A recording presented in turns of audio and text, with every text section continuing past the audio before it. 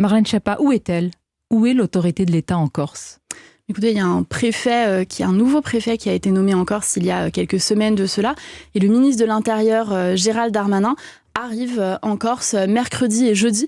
Il sera présent sur l'île.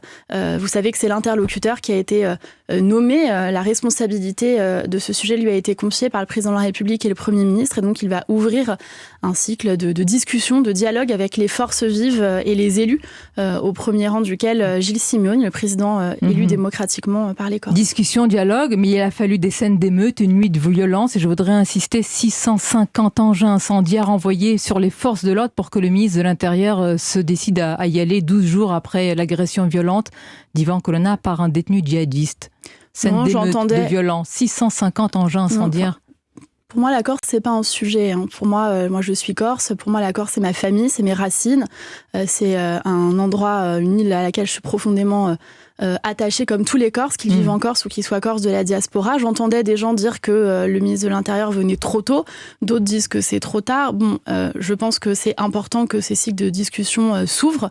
Et c'est le but de la visite du ministre de l'Intérieur. J'ai envie de vous entendre condamner ceux qui saccagent et violentent, ceux qui qualifient et crient que l'État français est assassin. Qui sont-ils ?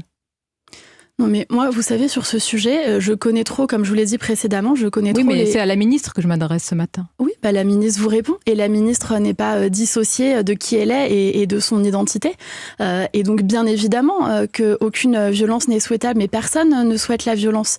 Moi, je me suis rendue au commissariat de Bastia pour soutenir les policiers qui sont mobilisés face aux violences conjugales. J'étais auprès des gendarmes de Corse du Sud. Ensuite, il y a à peine 1 ou 2 mois de cela, j'ai dû faire 14 déplacements en Corse. Je vous réponds en tant que ministre, c'est la ministre qui s'est déplacée. Pour tout vous dire, Marlène, je ne sais pas si ça s'était passé dans un autre territoire de France, on aurait dit « regardez le séparatisme, les territoires perdus de la République ». Et quand ça se passe en Corse, on dit « mais non, la violence, c'est insupportable ». Est-ce qu'il ne faut pas aller un peu plus loin et dire que c'est tout à fait intolérable ? Mais c'est le travail qui est mené par le ministre de l'Intérieur, et parce que j'ai envie que ce travail et ces discussions réussissent, je fais confiance à Gérald Darmanin, avec qui je travaille tous les jours depuis 2 ans, dont je connais l'intelligence, le sens de l'écoute, et j'ai confiance dans les forces vives de la Corse pour trouver des solutions. Vous savez, quand on est en Corse, c'est de la langue de bois que vous me faites ce matin. Non, pas du tout. Quand on est en Corse et qu'on vit cela, c'est insupportable d'entendre des petites phrases ou des petits commentaires dans les médias portés sur la Corse. Moi, je laisse ceux qui travaillent. C'est ce que reçoivent sur la figure, pardonnez-moi, nos policiers d'abord. Mais pardon, mais vous me prêtez